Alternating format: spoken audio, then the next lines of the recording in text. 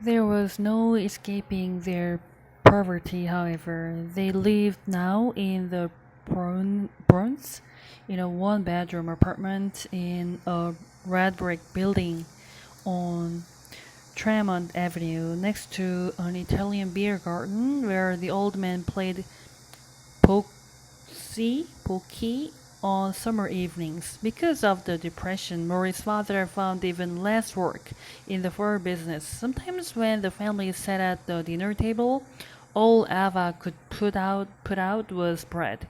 What else is there? David would ask. Nothing else, she'd answer. When she tucked Murray and David into bed, she would sing to them in Yiddish. Even the songs were sad and poor. There was one about a girl trying to sell her cigarettes. Please buy me cigarettes. They are dry, not wet by rain. Take pity on me. Take pity on me. Still, despite the circumstances, Murray was taught to love and to care and to learn. Eva would accept nothing less than excellent. Eva would accept nothing less than nothing less than excellence in school, because she saw education as the only antidote to their poverty. She herself went to night school to improve her English.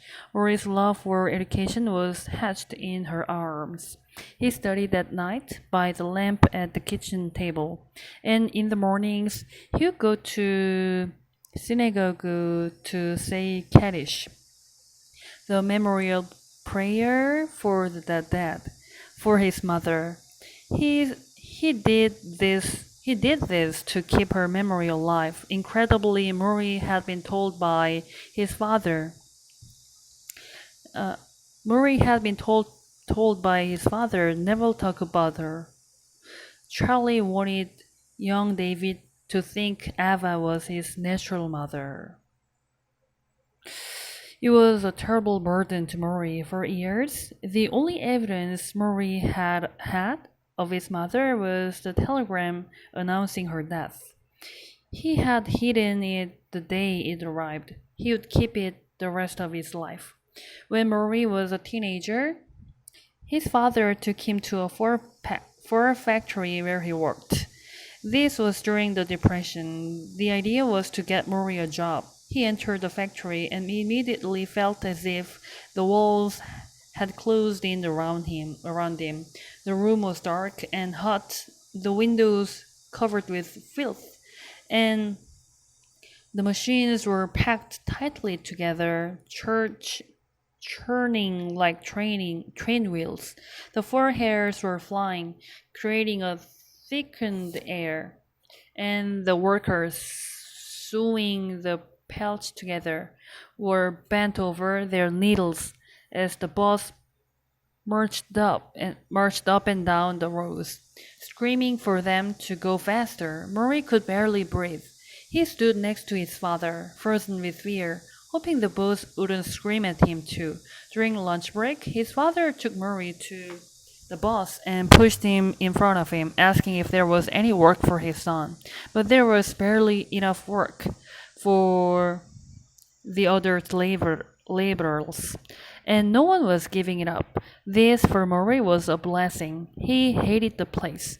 He made another vow that he kept to the end of his life. He would never do any work that exploited someone else. And he would never allow himself to make money off the sweat of others. What will you do? Eva would ask him. I don't know, he would say. He ruled out law because he didn't like lawyers, and he ruled out medicine because he couldn't take the sight of blood. What will you do? It was only through default that the best professor I ever had become a teacher. It was through default that the best professor I ever had became a teacher. A teacher affects eternity. He can never tell where his influence stops. The fourth Tuesday, we talk about death. Let's begin. Let's begin with this idea, Murray said. Everyone knows they're going to die, but nobody believes it. He was in a business-like mood this Tuesday. He was in business-like mood this Tuesday. The subject was death. The first item on my list. Before I arrived, Murray had scribbled a few notes on small white pieces of paper so that he wouldn't forget. His shaky handwriting was now indecipherable to everyone but him. It was almost Labor Day, and through the office window, I could see the spinach colored hedges of the backyard and hear the yells of children playing down the street.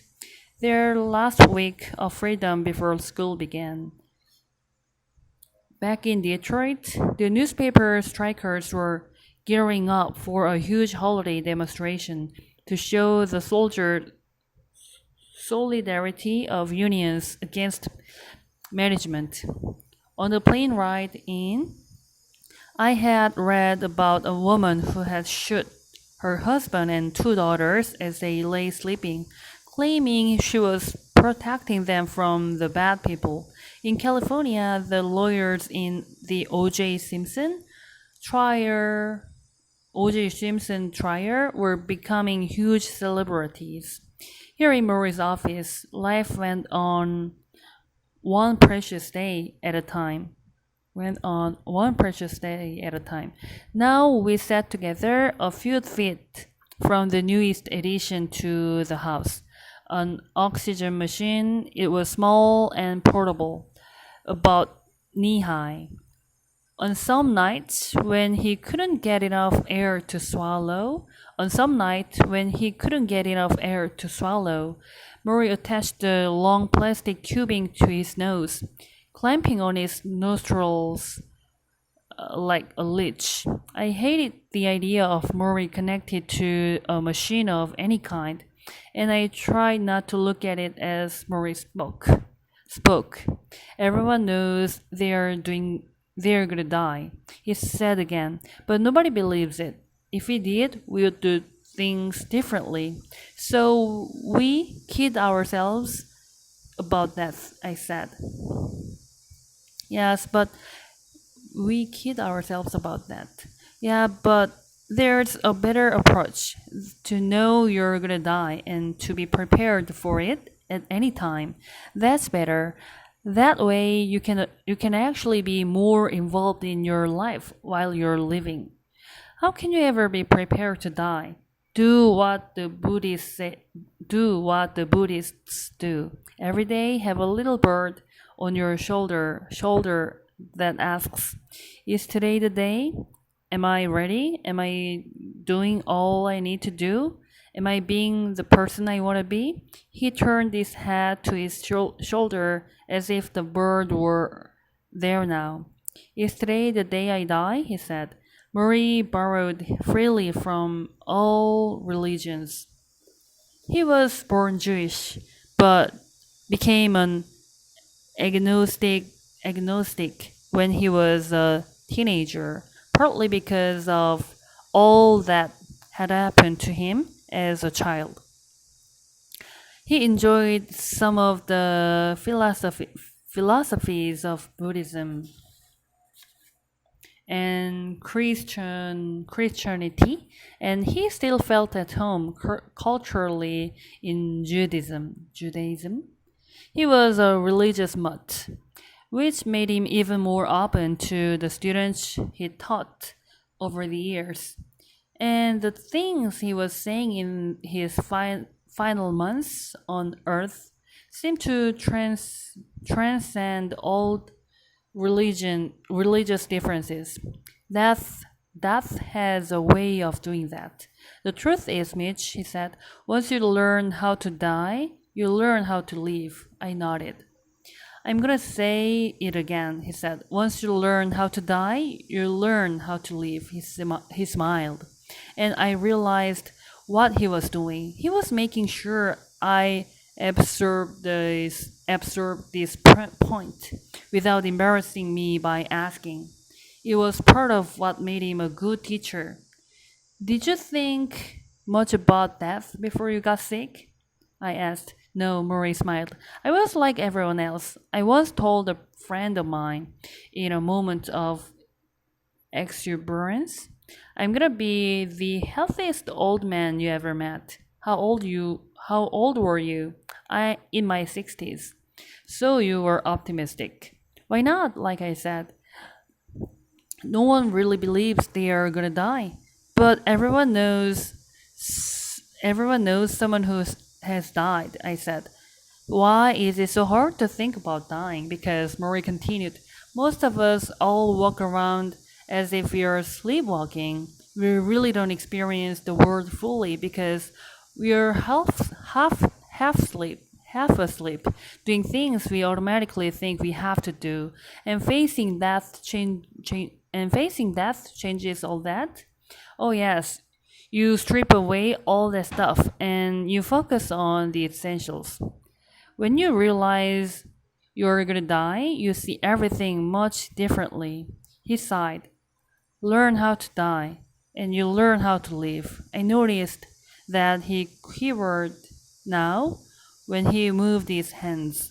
His glasses hung around his neck, and when he lifted them to his eyes, they slid around his temples, as if he were trying to put them on someone else in the dark. I reached over to help guide them onto his ears. Thank you, Marie whispered. He smiled when my hand brushed up against his head. The slightest human contact was immediate joy. Mitch, can I tell you something? Of course, I said. You might not like it. Why not? Well, the truth is, if you really listen to that bird on your shoulder, if you accept that you can die at any time, then you might not be as ambitious as you are. I forced a small grin. The things you spend so much time on, all this work you do, might not seem as important. You might have to make room for some more spiritual things. Spiritual things. You hate that word, don't you? Spiritual. You think it's touchy feely stuff. Well, I said. He tried to wink, a bad try, and I broke down and laughed. Mitch, he said, laughing alone. Even I don't know what spiritual development really means, but I do know we're deficient in some way. We're too involved in materialistic things, and they don't satisfy us. The loving relationships we have, the universe around us, we take these things for granted. He nodded toward the window with the sunshine streaming in. You see that? You can go out there outside anytime. Run up and down and you can run up and down the block and go crazy. I can't do that. I can't go out. I can't run. I can't be out there. I can't be out there without fear of getting sick. But you know what? I appreciate that window more than you do. Appreciate it?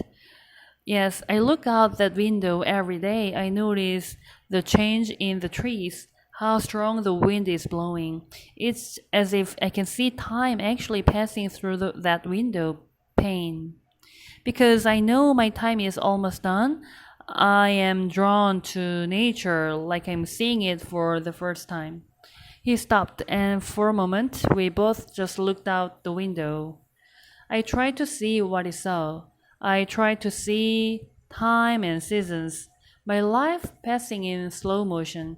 Marie dropped his head slightly and curled it toward his shoulder. Is it today, little bird? He asked. Is it today? Letters from around the world kept coming to Murray thanks to Nightline appearance. He would sit when he was up to it and dictate the responses to friends and family who gathered for their letter writing sessions. One Sunday, when One Sunday, when his son Rob and John were home, they all gathered in the living room. Murray sat in his wheelchair, his skinny legs under a blanket. When he got cold, one of his helpers draped a nylon jacket over his shoulders. What's the first letter? Murray said. A colleague read a note from a colleague read a note from a woman named Nancy, who had lost her mother to ALS. She wrote to say how much she had suffered through the loss and how she knew that Murray must be suffering too. All right, Murray said, when the reading was complete. He shut his eyes. Let's start by saying, Dear Nancy, you touched me very much with your story about your mother, and I understand what you went through. There is sadness and suffering on both parts. Grieving has been good for me, and I hope it has been good for you also. You might want to change that last line, Rob said. Marie thought for a second and then said, You're right. How about I hope you can find healing power in grieving? Is it better? Is that better? Rob nodded. Thank you, Marie. Murray said. Another letter was read from a woman named Jane who was thanking him for his inspiration on the Nightline program. She referred to him as a prophet. That's a very high compliment, said a colleague. A prophet. Murray made a face. He obviously didn't agree with the assessment. Let's thank her for her high praise and tell her I'm glad my words meant something to her. And don't forget to sign thank you, Murray. There was a letter from a man in England who had lost his mother and asked Murray to help him contact her through the spiritual world. There was a letter from a couple who wanted to drive to Boston to meet him. There was a long letter from a former graduate student who wrote about her life after the university. It told of a murder suicide and three stillborn births. It told of a mother who died from ALS. It expressed fear that she, the daughter, would also contract the disease. It went on and on. 2 pages, 3 pages, 4 pages. Marie sat through the long grim tale. When it was finally finished, he said softly, Well, what do we answer? The group was quiet. Finally, Rob said, How about thank you for your long letter? Everyone laughed. Marie looked at his son and beamed.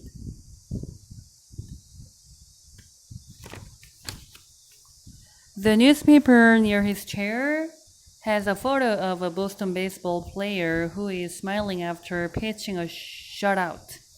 Of all disease, I think to myself, Murray gets one named after an athlete.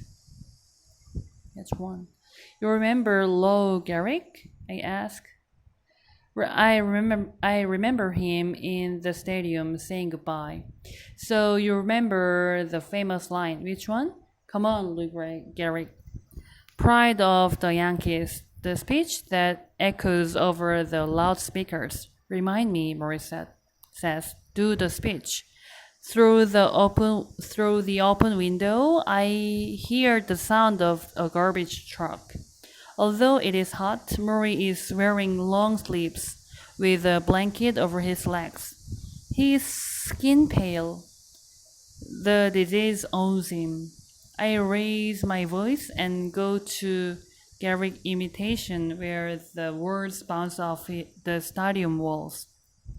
Today I feel like the luckiest man on the face of the earth.